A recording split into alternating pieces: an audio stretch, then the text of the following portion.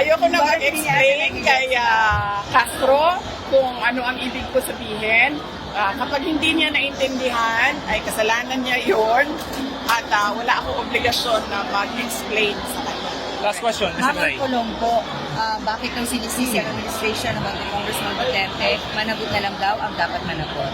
O kaya nga, sabi ko naman sinabi ko na yun sabi ko, yung kay PRD, kaya gawin yun ng mga abogado, yung sa aking impeachment, nasa mga abogado na rin yun.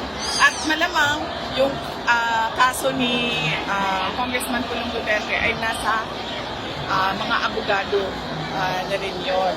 Pero yung timing na ginagawa nila at yung pattern na ginagawa nila sa pamilya namin galing sa administration ay hindi siya lost sa mga kababayan natin na nanonood. Nakikita nila kung ano yung pagnigipit at pang-aapi na ginagawa nila sa kanilang mga kalaban sa politika para tabunan o koberan yung mga kakulangan ng gobyerno at ng administrasyon sa totoong serbisyo na kailangan ng bayan at kawalan ng mga development projects, big ticket projects at mga programa para sa ating Thank you. Thank you so much.